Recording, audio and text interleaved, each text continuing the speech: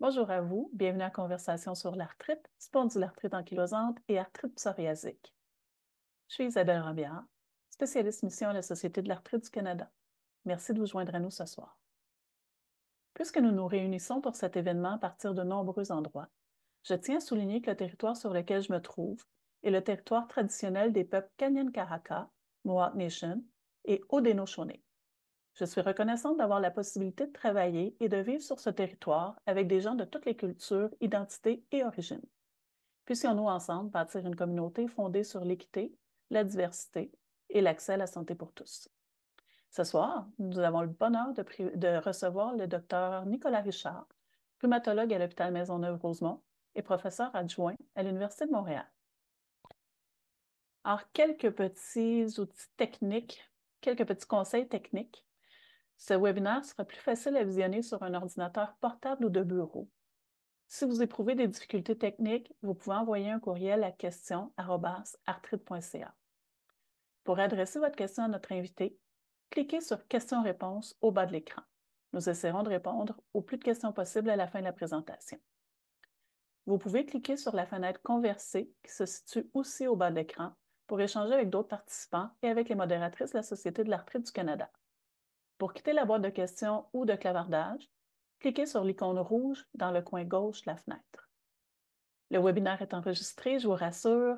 Nous vous ferons parvenir un lien vers l'enregistrement et les diapositives qui seront présentées ce soir dans les prochains jours. Avant de débuter, je tiens à remercier Pfizer ainsi que tous nos autres commanditaires de la série de webinaires Conversation sur l'arthrite. Alors, la spondylarthrite ankylosante et l'arthrite psoriasique sont des formes d'arthrite inflammatoire qui partagent de nombreuses caractéristiques. Au Canada, elles touchent une proportion significative de la population, avec environ 300 000 personnes atteintes de spondylarthrite ankylosante et 1 à 2 personnes sur 1000 vivant avec l'arthrite psoriasique. Aujourd'hui, le docteur Nicolas Richard, rhumatologue, nous permettra de mieux comprendre ces deux formes d'arthrite. Nous avons reçu plusieurs questions à l'avance et plusieurs d'entre elles portaient sur des thèmes similaires. Nous les aborderons donc en premier lieu avant de procéder à une séance de questions-réponses en direct. Pendant la séance, on va tenter de répondre au plus grand nombre de questions possibles. Cependant, je tiens à vous préciser qu'il nous est impossible de répondre à des questions très précises concernant votre condition personnelle, d'offrir un diagnostic ou de discuter de la médication qui aura le meilleur effet sur vous. Toutefois, nous espérons que le webinaire vous donnera des outils pour ouvrir la discussion avec vos propres professionnels de la santé. Alors, merci beaucoup d'être avec nous, Dr. Richard. Pour débuter, est-ce que vous pourriez nous dire qui sont les personnes qui sont touchées par les spondylarthropathies? Oui, ben, merci beaucoup, Isabelle. Oui, effectivement. Euh, donc, je vais juste changer de diapositive, puis je m'excuse si je commence la présentation avec un petit bruit. Est-ce que ça change? Oui, donc parfait. Donc, juste avant de parler là, justement de la spondylite, des spondyloarthropathies, je pense qu'il faut juste avoir une première diapositive là, sur la nomenclature, parce qu'ici, en fait, on a regroupé là, l'arthrite psoriasique avec la spondylite ankylosante. Euh, c'est important un peu d'avoir juste une première diapositive avant de répondre à la question, savoir un peu c'est quoi toutes ces maladies-là. Donc, on a les spondyloarthropathies axiales, ça c'est plus à gauche, donc ça inclut là, la spondylite ankylosante, ce qu'on appelle aussi maintenant là, la spondylite axiale radiographique. Puis, il y a aussi la forme là, non radiographique là, qui englobe des formes là, bon, parce que le rayon X serait négatif. Puis, il y a aussi les spondylites ou les spondyloarthrites périphériques qui vont inclure, là, entre autres, principalement l'arthrite psoriasique, mais qui peuvent aussi inclure là, d'autres types d'arthrite, entre autres l'arthrite réactive ou l'arthrite là, associée aux maladies inflammatoires intestinales. Donc, si après ça, on vient regarder, disons, chaque sous-type d'arthrite, c'est quoi la proportion de patients ou du moins qui peut être atteint là?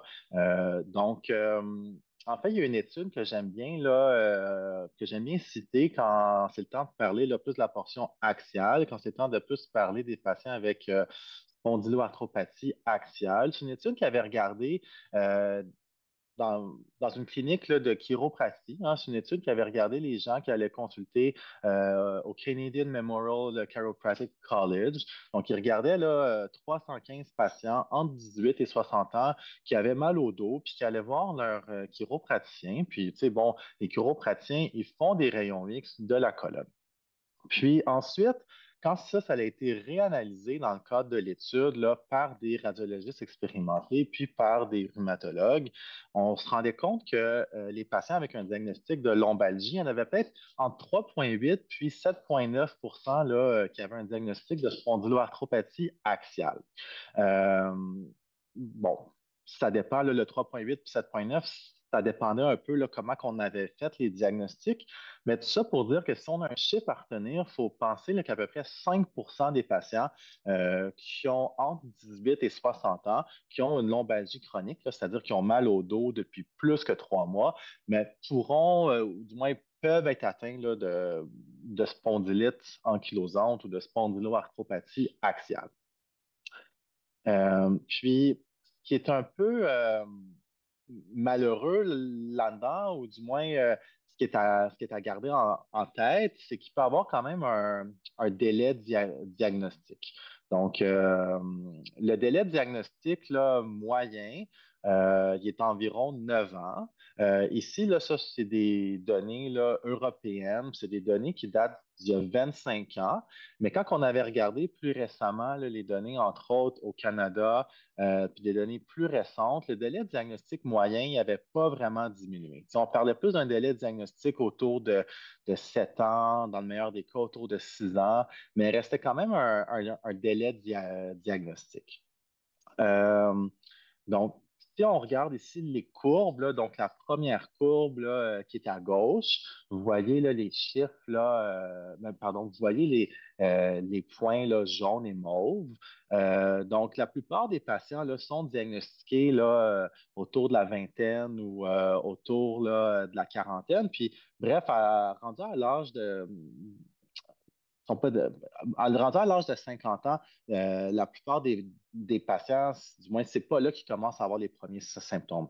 Ce que je veux dire, en fait, c'est que les premiers symptômes commencent là, pour la plupart des gens dans la vingtaine, dans la trentaine, dans la quarantaine. Après ça, par contre, il va y avoir de l'errance là, médicale, puis ça va prendre du temps pour avoir un diagnostic. Puis ça, c'est la courbe là, de droite. Donc, on voit là en mauve, là, les petits triangles mauves, ça, on voit, c'est les hommes. Donc, dans les hommes, il y a un délai. Puis, les femmes, ça, c'est en jaune. Donc, les femmes, ça peut même être encore plus long pour avoir là, un diagnostic. Pourquoi? Parce que les symptômes sont non spécifiques. Puis, des fois, ça peut être difficile de faire le diagnostic, là, du moins quand c'est pas clairement là, établi, que ce soit au rayon X ou que ce soit là, dans les symptômes ou peu importe. Euh, Ensuite, si on va plus vers le domaine de l'arthrite psoriasique, euh, qui peut être atteint, mais il faut savoir que le psoriasis, c'est une maladie quand même relativement commune. Hein. Le psoriasis peut atteindre environ 3 de la population. Donc, l'arthrite psoriasique, bon, ça fait partie de la maladie du psoriasis. Puis, l'arthrite psoriasique, c'est assez fréquent chez les gens qui font du psoriasis. On parle environ là, 30 des gens avec psoriasis peuvent avoir l'arthrite psoriasique. Dans la plupart des cas, les gens vont développer le psoriasis en premier, puis ils vont développer l'arthrite après. On parle 2 tiers, 70 des cas, ils vont avoir l'arthrite après le diagnostic de psoriasis. Dans à peu près 15 des cas, les patients ils peuvent développer les deux en même temps, un nouveau diagnostic de psoriasis avec un nouveau diagnostic d'arthrite. Puis dans un autre 15 des cas, ben, à ce moment-là, c'est l'arthrite qui commence en premier. Puis après ça, au cours du suivi, ben, finalement, on finit par trouver un psoriasis. Puis c'est là du moins, on arrive à clarifier le diagnostic là, d'arthrite psoriasique. Euh, bon, il y a autant d'hommes que de femmes là, qui peuvent être atteints d'arthrite psoriasique. Puis aussi, l'arthrite psoriasique est une maladie là, qui commence là, assez jeune. Là, souvent, là, c'est entre 30 et 50 ans. il y a quand même un risque là, annuel là, euh, qui est, disons, là, cumulatif. Donc, ça ici, c'est une étude là, que je vous cite là, qui montre qu'à peu près là, 2,7, là, disons 3% par an de patients avec psoriasis peuvent faire de l'arthrite psoriasique. Donc, c'est sûr que les patients qui ont un psoriasis de longue date sont plus à risque d'éventuellement développer l'arthrite psoriasique. Puis aussi certains facteurs de risque. Donc, ceux qui ont un psoriasis sévère, ceux qui ont ce qu'on appelle la dystrophie unguéale, c'est-à-dire euh, les patients qui ont l'atteinte là, au niveau des ongles. Ça a été aussi montré dans les études que les patients qui avaient un plus faible niveau d'éducation pouvaient être plus à risque là, de développer l'arthrite psoriasique, puis ceux qui avaient fait un antécédent d'uvéite aussi.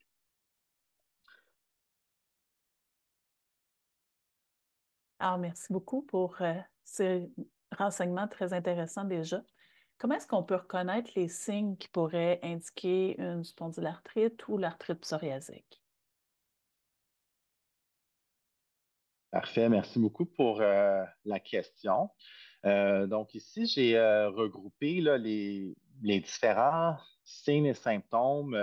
Je les ai regroupés, je pense, pas mal ensemble, parce que ça soit je vous ai montré, je pense, ma première diapositive, euh, c'était la famille des spondyloarthropathies. Puis souvent, on les considère dans la même famille, justement parce qu'ils ont des signes et des symptômes qui sont similaires. Hein. Fait que qu'on soit diagnostiqué avec une spondylite ankylosante ou avec une arthrite psoriasique, on peut avoir des signes et des symptômes qui se ressemblent.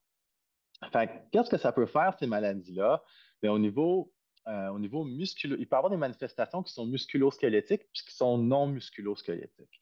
Fait que je vais commencer, je vais vous parler des manifestations qui sont musculo-squelettiques. Donc, au niveau musculo-squelettique, là, ce qu'on peut avoir, on peut avoir de l'arthrite. Hein. Donc, l'arthrite, ce que c'est l'inflammation d'une articulation.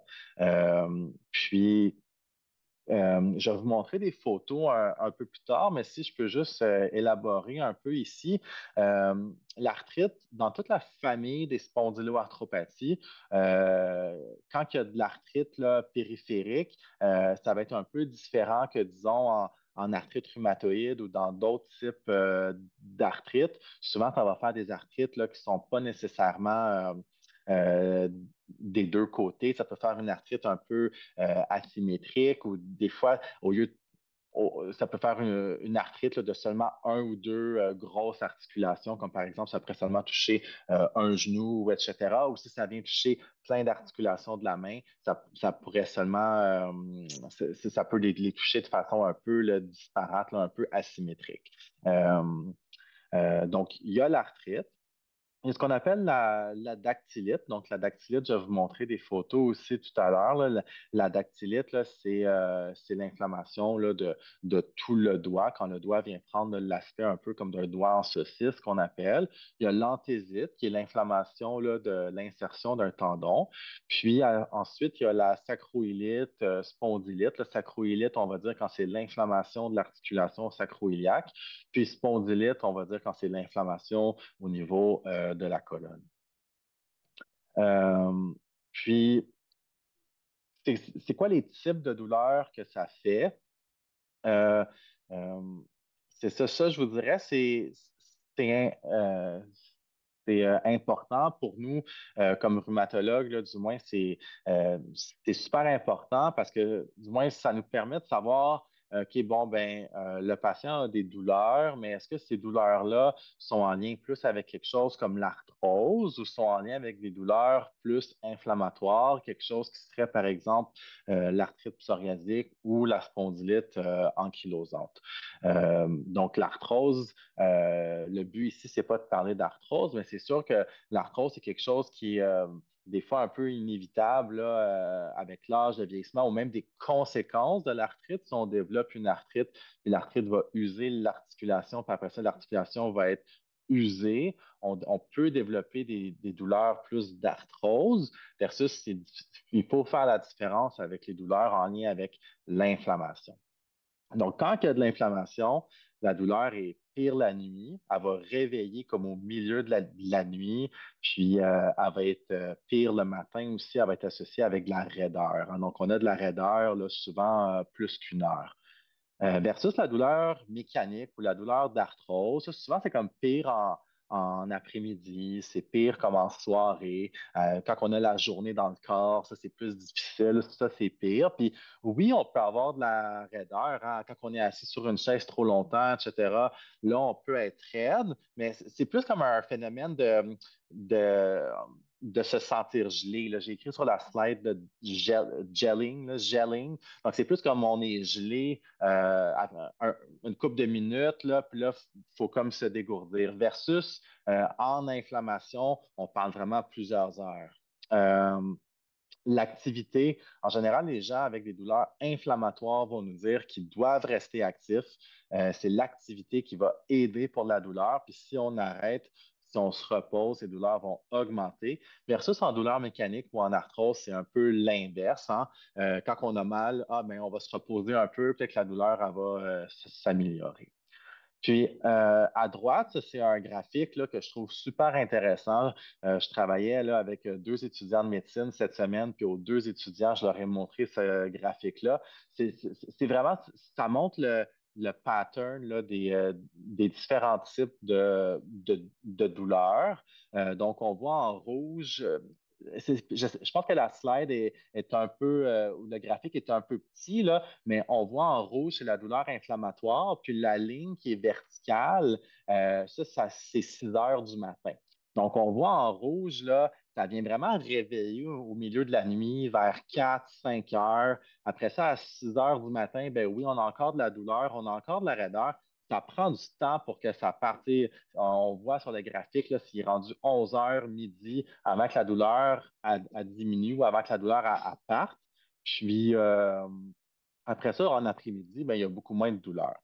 Versus la douleur mécanique ou l'arthrose, on peut avoir mal un peu, là, on se tourne la nuit, etc. Ça peut nous réveiller un peu.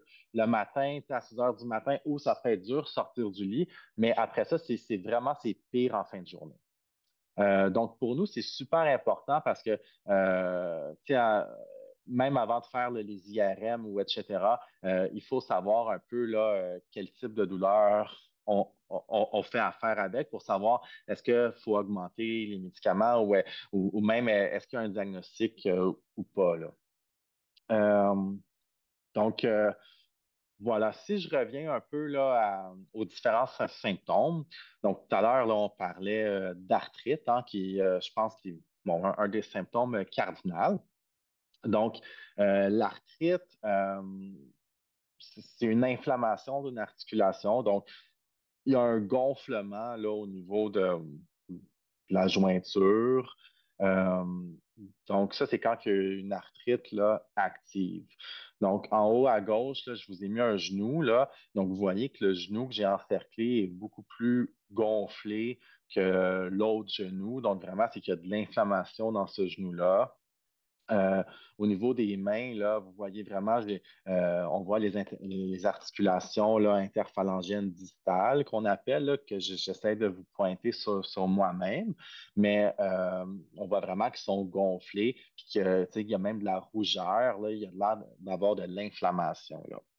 Versus, si je regarde plus ce qui est en bas, ça a l'air d'être les conséquences de l'arthrite. C'est-à-dire que l'arthrite, elle s'est mise dans les jointures, elle a persisté probablement plusieurs mois, puis dans le cas de ces photos-là, ça a l'air assez avancé, elle a persisté plusieurs années, puis elle a causé les conséquences, il y a des déformations. Fait qu'est-ce qui reste de l'inflammation? Je pense que c'est difficile à dire sur une photo s'il reste de l'inflammation ou non, mais c'est sûr qu'il y a des dommages. Puis là, à ce moment-là, peut-être que oui, il y a des douleurs mécaniques là, secondaires, un peu comme on parlait là, tout à l'heure. Donc, ici, pour aller avec les autres symptômes, on a la dactylite qui est à gauche, donc le gonflement là, de la jointure. Ici, on a l'anthésite là, qui est l'inflammation au niveau du site d'insertion là, du tendon. Euh, je vous avais parlé de la sacroïlite puis de la spondylite. Donc, ça, c'est le symptôme cardinal là, en spondylite ankylosante. Donc, les douleurs axiales inflammatoires, la douleur lombaire inflammatoire.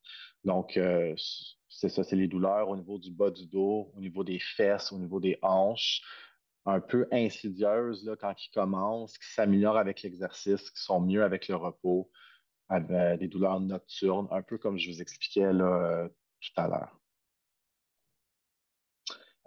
Donc, on a parlé de symptômes musculo-squelettiques.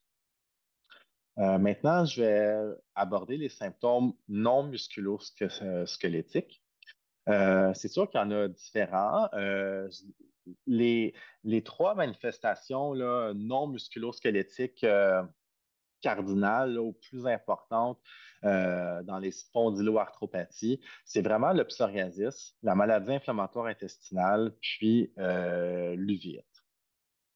Donc, ici, là, j'ai pris une diapositive là, sur la spondylite ankylosante, mais en arthrite psoriasique, je dirais que c'est à peu près similaire. Là, tu sais, il y a beaucoup de manifestations extra-articulaires. Là. Donc ici, là, en spondylite ankylosante, cette étude-là montrait qu'il y avait 42% des patients qui avaient au moins une manifestation extra-articulaire.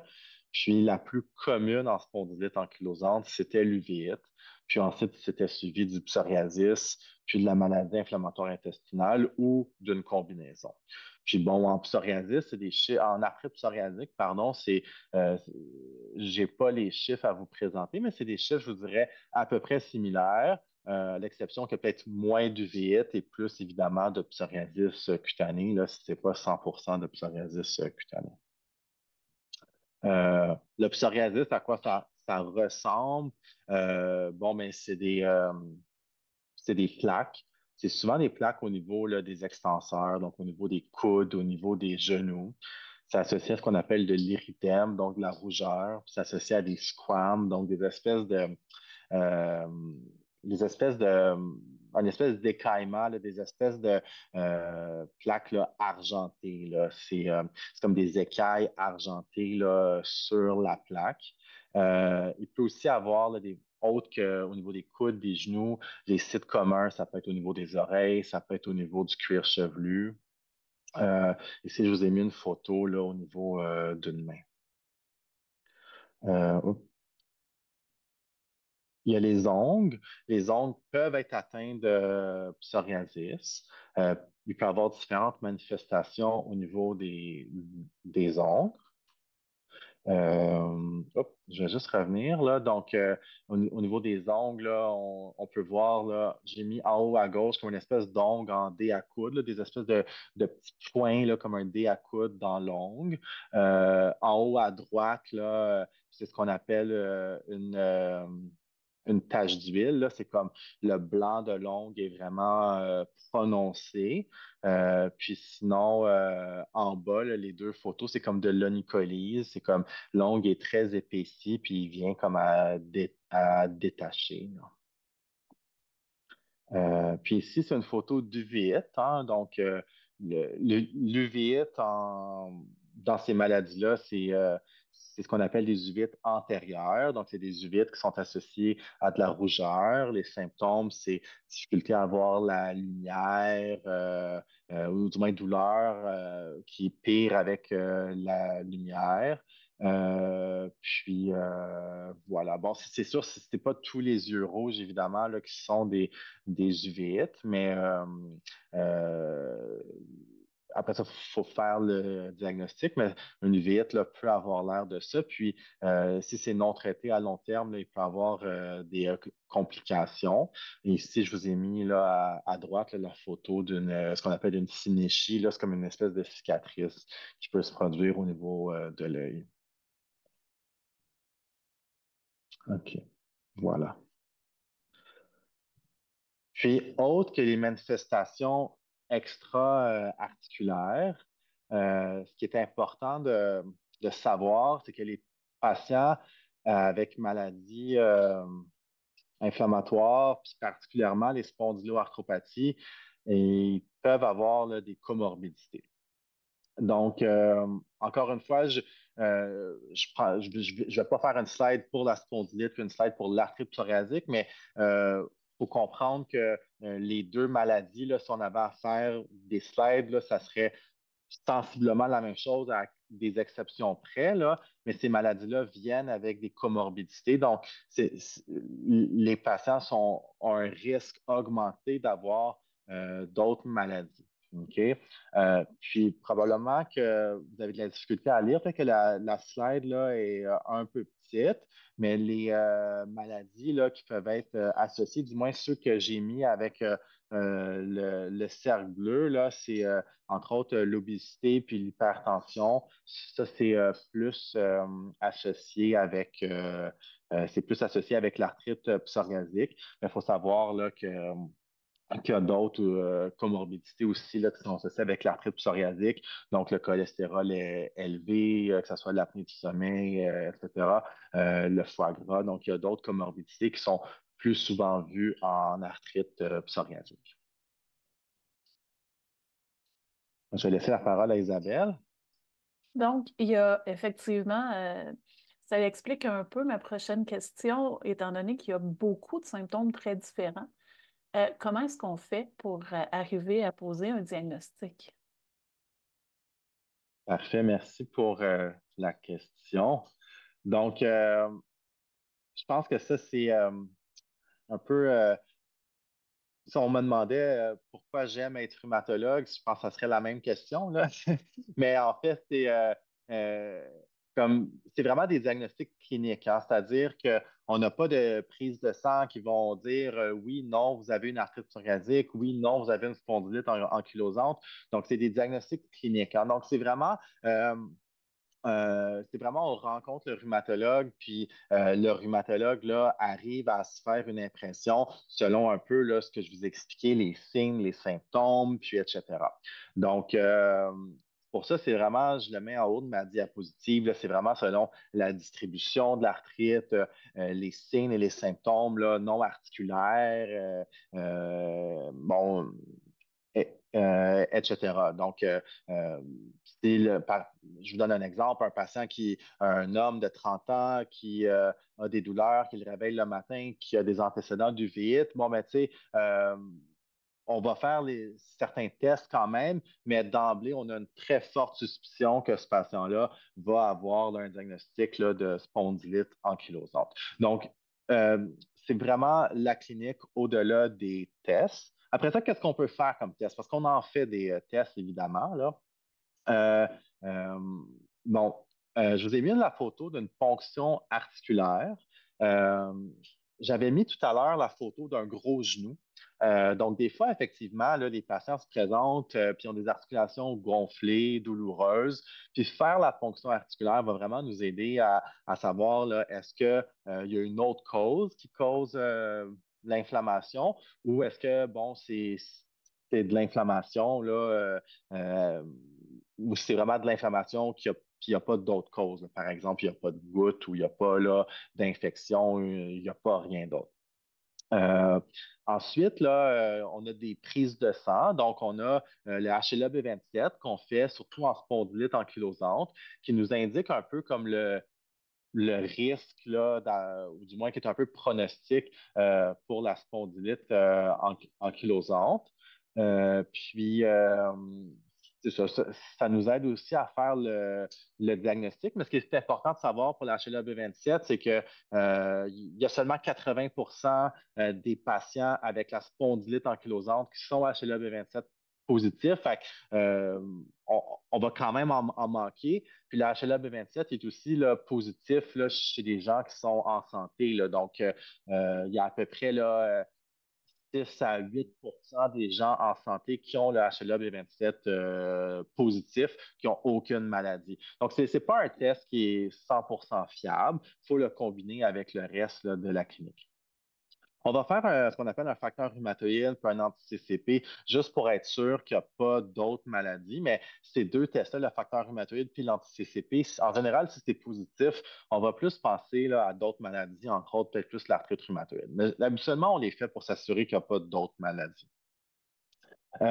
Puis aussi, on va faire de l'imagerie. C'est beaucoup à l'imagerie qu'on va pouvoir s'appuyer puis déterminer est-ce qu'il y a une autre maladie. Donc, on va faire des rayons X, des tests d'ultrasons parfois, puis aussi des tests d'IRM, d'imagerie par résonance magnétique. Donc, pour ce qui est des rayons X, là, ce qu'on recommande, c'est un patient qui a mal au dos depuis plus que 3 mois, puis qui a moins de 45 ans, mais il se mérite au moins un rayon X du bassin, puis un rayon X de la colonne, pour savoir s'il y a une atteinte de ses sacroiliacs.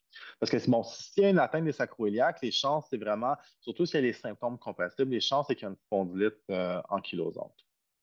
Si c'est négatif, puis on a quand même une suspicion de spondylite ankylosante à cause bon, des symptômes, il faudrait aller vers la résonance magnétique. En arthrite psoriasique, habituellement, ce qu'on fait, c'est on fait les rayons X là, des articulations douloureuses, mais les rayons X, ils vont seulement pouvoir montrer quand il y a du dommage qui a été fait. Donc, si l'arthrite psoriasique n'a pas eu le temps de faire du dommage, peut-être que le rayon X n'est pas assez sensible pour capturer le dommage. Donc, ici, je vous mets des photos là, de rayons X. Donc, à gauche, là, on voit une photo là, de spondylite ankylosante qui est assez là, avancée sur le rayon X. Oui, c'est ça, j'ai des animations. Donc, on voit là, ici où est-ce que j'ai mis les cercles, on voit que à ces endroits-là, normalement, il y a les articulations sacro-iliaques, puis ici, sont complètement fusionnées. Puis ici aussi, au niveau de la colonne lombaire, la colonne lombaire est fusionnée. Donc, il y a ce qu'on appelle là, des syndesmophytes ou même une colonne bambou. Là. On voit ici qu'il y a vraiment un gros degré d'ankylose. Puis ici, c'est un rayon X de main d'un patient avec arthrite psoriasique. Donc, on voit là quand même des bonnes érosions. En arthrite psoriasique, c'est des érosions là, que souvent on peut appeler le pencil in cup. Là, ça vient comme éroder. Puis il y a aussi ce qu'on appelle un phénomène de périostite ou d'hyperostose qui se fait autour de l'os. Donc, ça peut venir comme se prendre ensemble. Bref, donc, on voit quand même que les articulations sont pas normales ici sur le rayon X. Mais le but, c'est d'attraper les patients précocement. Fait on essaie de faire ça avec des tests qui sont plus sensibles. Comment qu'on fait ça? Bon, ben, je vous ai parlé de la résonance magnétique. Je vous ai dit, en spondylite ankylosante, si le patient il y a un rayon X qui est normal, puis bon, vous suspectez une spondylite ankylosante. Par exemple, je vous parlais d'un homme de 30 ans avec des douleurs, puis un antécédent d'uvite. Si le rayon X est normal, bon, ben, on a vraiment raison à ce moment-là de dire on va faire une résonance magnétique des sacroiliacs. Donc ici, là, on voit qu'il y a de l'inflammation sur la résonance magnétique de la sacroiliaque. Là, si on compare là, où est-ce que j'ai mis en bleu versus de l'autre côté, on voit là, des ondes blanchâtres autour de l'articulation qui nous confirment vraiment qu'il y a de l'inflammation là, à ce niveau-là. Euh, Puis l'échographie, ça, on peut le faire là, on peut pas le faire pour le dos ou pour les sacroiliacs, mais on peut le faire là, pour beaucoup d'articulations, entre autres les mains, les pieds. Puis des fois, quand les patients ont des rayons X normaux, puis qu'à l'examen, on n'est pas certain, mais on peut demander l'échographie articulaire. Puis, ça peut nous montrer un signal inflammatoire. Comme là, ici, j'ai encerclé à droite en bleu un signal inflammatoire. Là, on voit qu'il y a comme du rouge. Donc, ça, on appelle ça un signal Doppler dans l'articulation qui nous confirme qu'il y a un signal inflammatoire dans l'articulation.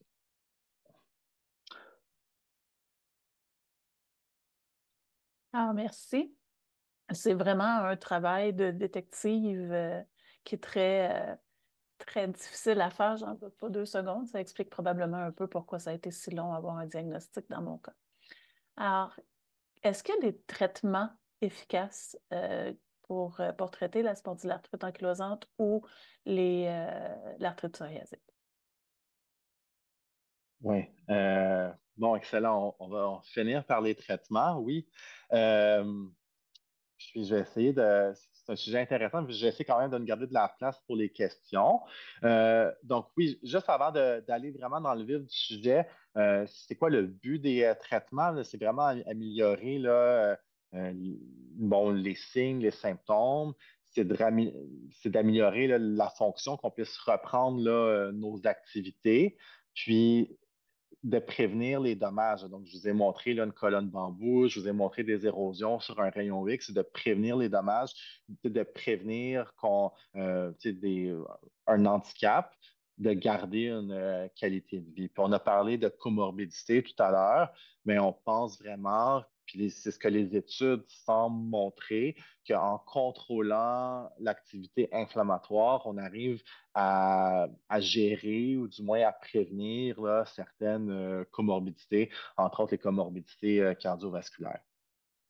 Euh, donc, la base du traitement, puis ça, c'est vraiment pour tous les patients, là, que ce soit arthrite psoriasique ou spondylite ankylosante, c'est vraiment l'éducation. Donc, je pense que tous ceux là, qui sont en ligne sur le webinaire ou qui vont l'écouter en différé, là, euh, c'est vraiment un pas dans la bonne direction. Là, c'est vraiment excellent parce que vraiment, la base du traitement, c'est vraiment l'éducation. Un patient qui est impliqué et qui est éduqué dans sa maladie, vraiment, en général, il y a un meilleur pronostic. L'exercice physique dans ces maladies-là, c'est recommandé, c'est à la base là, du traitement aussi, puis des recommandations. Le tabac a été montré là, comme délétère.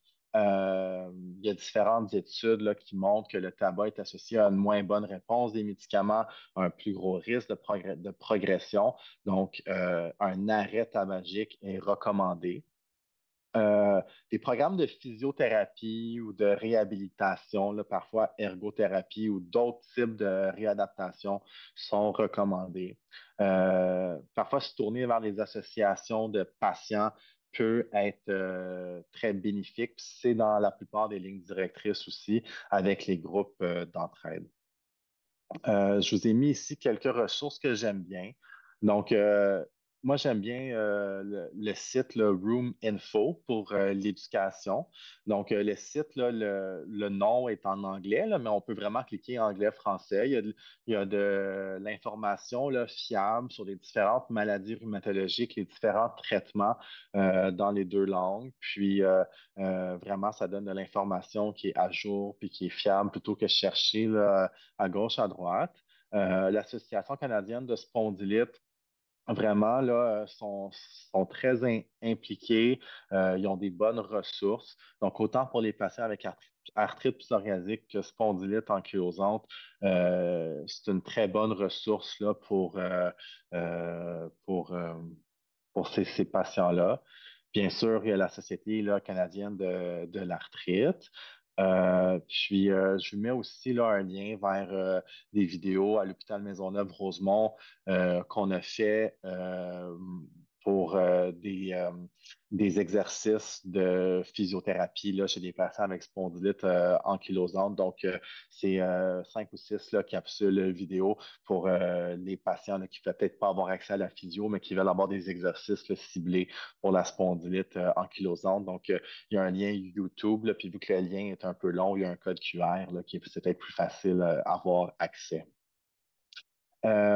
Donc, c'est quoi les traitements de première ligne? Après ça, on a parlé de tout ce qui est le non pharmacologique, qui est vraiment, c'est une pyramide, là. Donc, tout ça, le non pharmacologique, c'est vraiment la base de la pyramide. Puis après ça, qu'est-ce qu'on donne comme traitement là, comme pilule? La spondylite ankylosante là, ou la spondyloarthropathie axiale, c'est vraiment les anti-inflammatoires. Donc, puis il n'y en a pas un qui est meilleur qu'un autre. OK? Donc, que ce soit là, l'ibuprofène, le Celebrex, le naproxen, il n'y en a pas un qui est meilleur qu'un autre.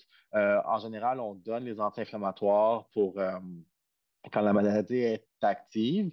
Puis une fois qu'on a atteint une stabilité de la maladie, une fois que la maladie est en rémission, on peut diminuer les anti-inflammatoires puis mettre un plus comme au besoin. Mais en général, le traitement, c'est de les prendre pour une maladie active, de les prendre de façon régulière. Pour ce qui est de l'arthrite psoriasique là, ou des différents types de spondylites périphériques, on a bien sûr les anti-inflammatoires qui demeurent là, dans les premières lignes de traitement. On a les stéroïdes, là, que ce soit de la prénisone par la bouche ou que ce soit des infiltrations intra-articulaires, là, donc venir faire une infiltration dans un genou ou une autre articulation. Puis après ça, on a tout ce qu'on appelle les DMARD, donc tous les antirhumatismaux là, conventionnels. Donc, on pense ici au méthotrexate, au léflunomide, à la sulfatalazine. Puis aussi, des fois, on va utiliser l'hydroxychloroquine dans ces maladies-là. Voilà, donc ça, je dirais que c'est la première ligne. Ensuite, qu'est-ce qu'on donne comme deuxième ligne? Puis encore une fois, c'est très petit. Je ne m'attendais pas à ce que ça soit petit comme ça. Qu'est-ce qu'on donne comme traitement avancé? Ben, il y a différents traitements avancés qu'on peut donner. Quand je dis traitement avancé, c'est des biologiques. Il y a différents biologiques qu'on peut donner dans ces maladies-là. Donc, autant en spondylite ankylosante qu'en arthrite psoriasique, on a des anti-TNF. Donc, il y en a cinq. L'adalimumab, le certolizumab, l'étanercept, le golimumab, puis l'infliximab. Ensuite, on a des inhibiteurs de l'interleukine 17, le cesiculumab, l'ixekizumab, puis le bimekizumab. Puis on a des inhibiteurs des JAK, donc le tofacitinib puis l'upadacitinib. Donc, il y a quand même différents traitements avancés là, qu'on peut donner, autant en spondylite ankylosante qu'en arthrite psoriasique. Donc, tous ces traitements-là là, sont efficaces dans les deux maladies. Puis après ça, comment choisir? Des fois, ça dépend un peu de la conversation qu'on a avec le rhumatologue. Hein. Des fois, il y a comme des petites finesses là, qui sont trop compliquées à expliquer ici, mais des fois, ça peut dépendre de nos autres maladies. Hein. Si on a fait une uvite, si on a un psoriasis sévère ou etc., des fois, on peut préférer un agent plus qu'un autre. Puis des fois aussi, ça dépend de ce que nous, on préfère. Hein. Donc, si on préfère un agent qui est donné là, intraveineux, oral, en injection sous-cutanée, moins souvent, plus souvent. Donc, des fois, ça dépend vraiment de la discussion avec le rhumatologue. Ici, c'est deux agents qui sont approuvés seulement en arthrite psoriasique. En fait, sont non efficaces en spondylite ankylosante. Donc, on parle des inhibiteurs de l'interleukine 23, donc le guselkumab puis le risankizumab. Puis, il y a des inhibiteurs de la phosphodiestérase 4, donc l'apremilase. Euh, pour s'aider dans tout ça, ben, on a des lignes directrices. Donc, il y a à gauche, là, c'est juste le titre là, des lignes directrices canadiennes. Ils ont été publiées cette année, des lignes directrices canadiennes en spondylite ankylosante. Qui vont vraiment en détail là, dans chacun de ces items-là. Puis à droite, c'est les lignes directrices les plus récentes en arthrite psoriasique. Là, c'est des lignes directrices européennes qui sont aussi là, très, très détaillées.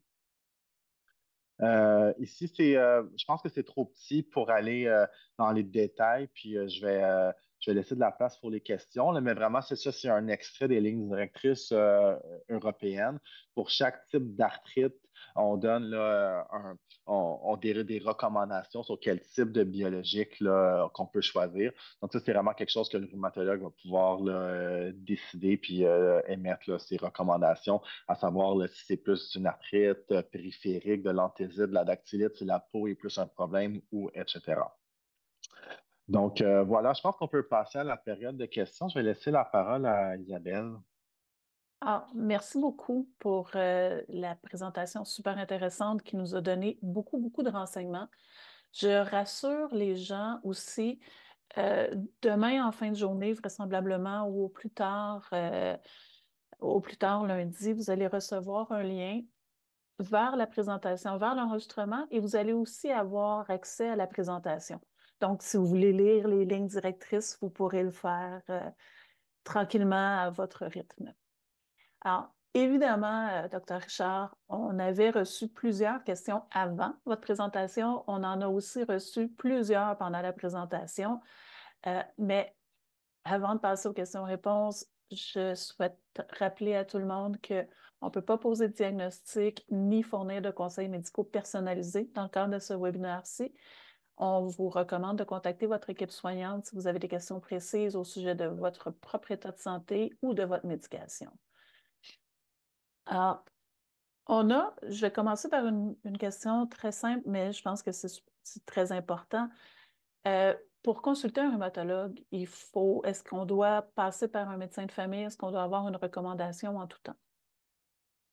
Du moins au Québec, oui. Ça, c'est obligatoire. Puis j'ai travaillé en Ontario aussi là, pendant mon fellowship, puis aussi. Donc, c'est assez généralisé, là. Ça prend une recommandation. Donc, c'est ça. Donc, il y a certaines régions, ça peut être plus long que d'autres, là, voir un rhumatologue. Mais oui, c'est sûr que ça demande une recommandation, malheureusement.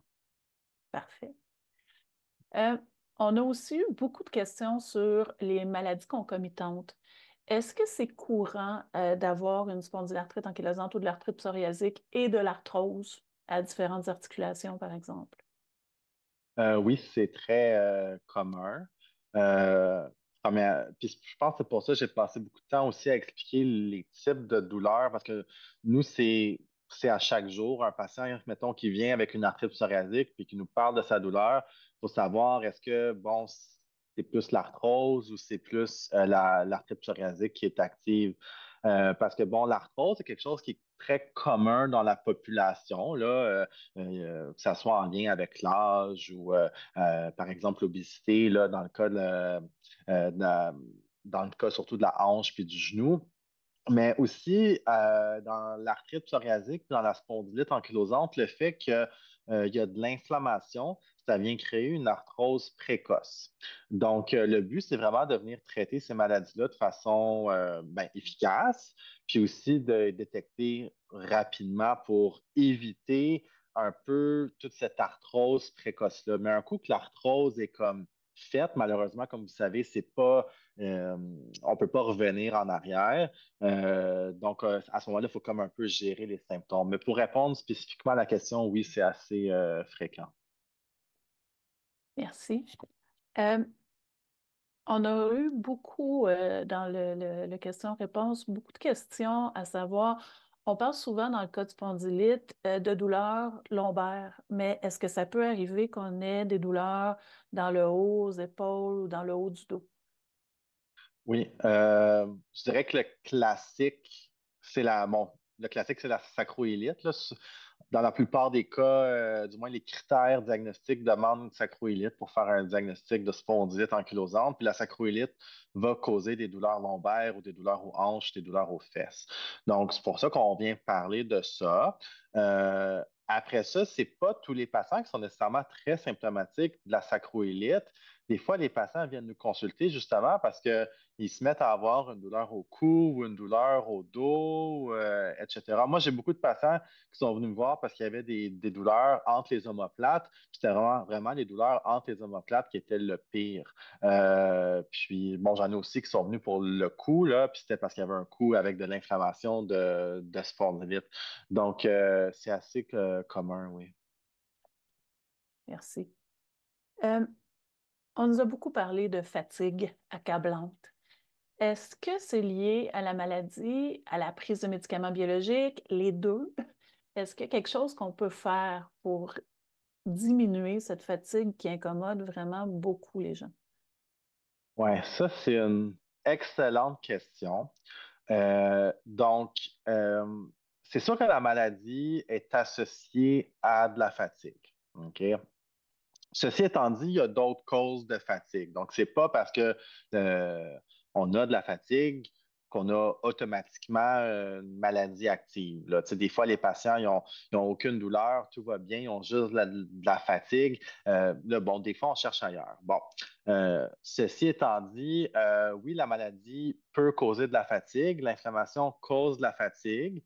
Certains médicaments peuvent causer de la fatigue. Donc, entre autres, le méthotrexate peut causer de la fatigue. Pour ce qui est des médicaments biologiques, donc, tu sais, les injections, là, les anti-TNF, puis etc., ça cause pas de fatigue. Euh, du moins quand on regarde la monographie, là, ça ne cause pas de fatigue. Même que dans les études cliniques, ça a été montré que la fatigue s'améliorait sous ces agents-là. Fait que quand on donne un agent biologique, la fatigue rapportée en spondylite ankylosante est supposée s'améliorer. Mais c'est toujours plus difficile de traiter la fatigue que traiter la douleur. C'est-à-dire, si on donne un agent biologique, des fois la douleur elle s'améliore, puis la fatigue elle s'améliore un peu moins. Ce qu'on voit des études, c'est que la fatigue prend beaucoup plus de temps à s'améliorer. C'est-à-dire, si la douleur elle s'améliore après 3 mois, mais la fatigue peut prendre 6 mois, 1 an pour s'améliorer. Mais des fois, la fatigue aussi, elle peut rester, juste parce qu'on a une maladie chronique. Donc, c'est pas évident. C'est un problème qu'on a souvent en clinique, puis qu'on est un peu pris avec. Après ça, qu'est-ce qu'on peut faire parce que c'est l'autre volet de la question, là, qu'est-ce qu'on peut faire pour s'aider dans la fatigue? Euh, bon, je pense pas qu'il y a de solution miracle, là, malheureusement. Puis je pense que c'est juste, euh, premièrement, faut voir avec son médecin s'il y a peut-être une cause, là. Après ça, ça vient un peu la gestion là, de cette fatigue-là, puis des activités, puis etc. Je pense pas que j'ai une solution là, plus, là. Merci. Est-ce que vous avez dit qu'on avait plusieurs questions sur les maladies concomitantes. Est-ce qu'on a plus de chances de souffrir de maladies cardiovasculaires ou de maladies des poumons quand on est atteint de spondylarthropathie? Oui, donc la maladie cardiovasculaire, ça, c'est définitivement oui. Donc, autant en arthrite psoriasique qu'en spondylite ankylosante. Donc, la maladie cardiovasculaire a une incidence augmentée. Donc, c'est vraiment pour ça aussi qu'on insiste sur bon, des choses comme maintenir un poids santé. Je vous ai parlé de l'arrêt tabagique. Donc, diminuer tu sais, les autres facteurs de risque. Puis ce qu'on semble comprendre, puis là, tu sais, euh, c'est pas si clair que ça dans la littérature, mais en, en contrôlant la maladie, on semble diminuer ce risque-là. Est-ce qu'on le ramène exactement au risque là, zéro là, ou au risque comme une personne sans maladie? Ça, je ne peux pas répondre, mais par exemple, un patient avec une spondylite ankylosante active non traitée a un risque de maladie cardiovasculaire définitivement qui est augmenté. Un patient avec une spondylite ankylosante traitée, par exemple, avec un agent biologique, puis qui est en rémission, son risque de maladie cardiovasculaire diminue. Donc ça, oui, définitivement, ça diminue. Pour ce qui est de la maladie des poumons, c'est beaucoup moins fréquent là, dans ces maladies-là, du moins qu'elles soient directement en lien avec la maladie, c'est moins fréquent. Là, ça a été décrit, mais je dirais que c'est moins fréquent. Ça m'amène à une autre question qu'on a reçue. Est-ce qu'on doit prendre des médications pour toute la vie? Euh, c'est une bonne question. Ce que les études ont montré, c'est que si on arrête le traitement, ça va revenir, hein. Donc, il y a, entre autres, je pense à une étude en spondylite ankylosante. Ils ont donné un agent biologique, je pense que c'était pendant 6 mois, pendant 1 an. Ils ont mis les patients en rémission. Puis les patients qui allaient bien en rémission, ils ont dit parfait, on arrête l'agent biologique. Mais ces patients-là, tu sais, dans plus de 50% des cas, ont récidivé. Tu sais, ces patients-là, leurs douleurs sont revenues, puis etc. C'est pas des patients qui sont restés bien. Donc, en général, oui, c'est vraiment, on recommande de continuer les médicaments à long terme, hein. C'est une maladie chronique. Donc, on sait qu'il faut prendre ces traitements-là à long terme parce qu'une maladie chronique, c'est une maladie qu'on a à vie. Puis, si on arrête les traitements, ça va revenir. Après ça, c'est toujours discutable avec son médecin. Est-ce qu'on peut essayer de diminuer si ça fait très, très, très longtemps qu'on est en rémission, etc. Mais ça, c'est des choses qui sont débattues. Puis, euh, c'est ça, je vous dirais que c'est au cas par cas. Et est-ce que c'est possible qu'aucun médicament ne fonctionne sur quelqu'un? Euh, Ça arrive.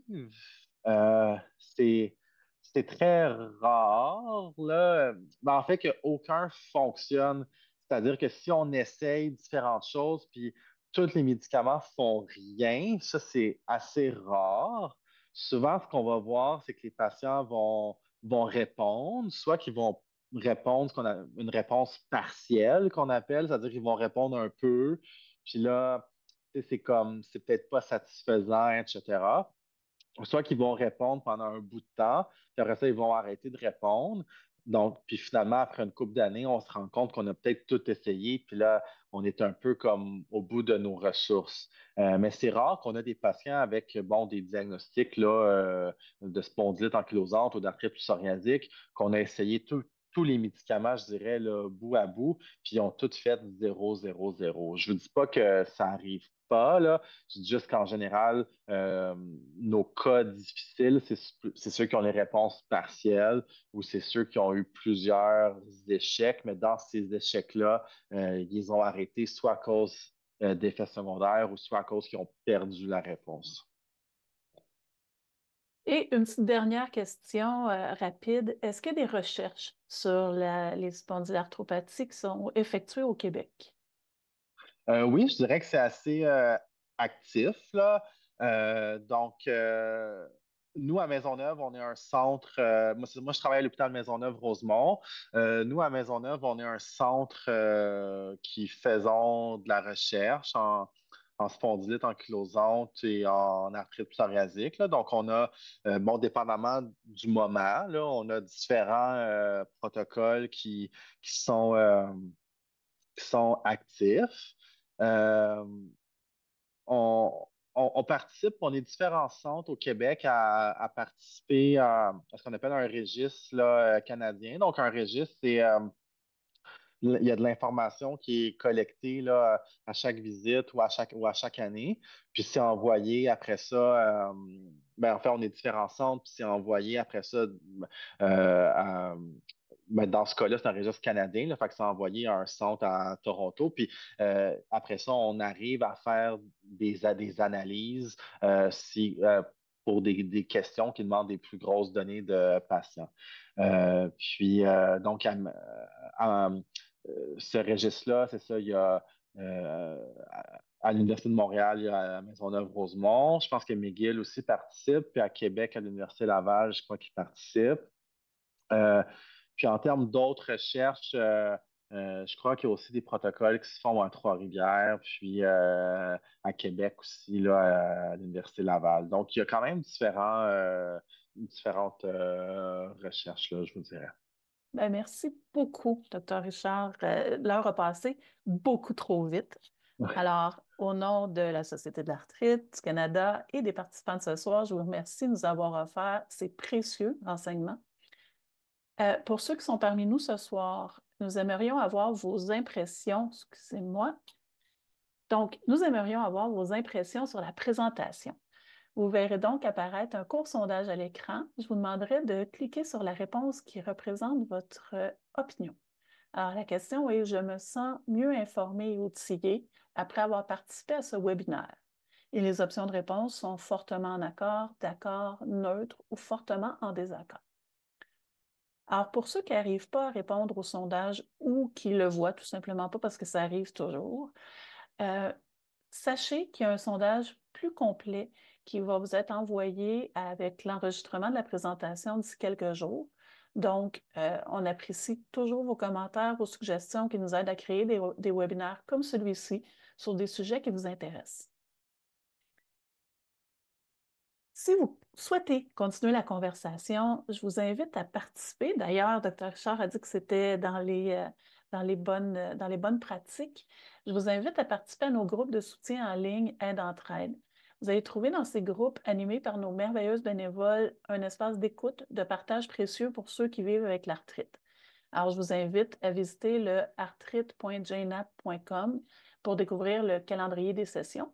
Et d'ailleurs, notre prochaine séance pour les gens vivant avec l'arthrite inflammatoire comme la spondylarthrite ankylosante ou l'arthrite psoriasique se tiendra le 28 janvier prochain à 16 heures et sera animée par nul autre que moi-même. Et je vous invite aussi à vous joindre à nous le 18 février prochain alors que Marie-Audrey Castonguay, ergothérapeute, nous donnera des trucs et conseils pour mieux vivre avec les douleurs de l'arthrose et de l'arthrite des mains et des doigts. Alors, n'hésitez pas à nous envoyer vos questions à questions@arthrite.ca. C'est à partir de vos questions qu'on est capable de débuter, de bien préparer nos webinaires. Alors, encore une fois, je remercie Pfizer et tous nos autres commanditaires de la série de webinaires Conversations sur l'arthrite qui ont rendu cette présentation possible. Et un grand merci au docteur Nicolas Richard pour sa présence avec nous et ses précieux renseignements. En mon nom, au nom de toute l'équipe, je vous remercie d'avoir été des nôtres et je vous souhaite une excellente fin de soirée.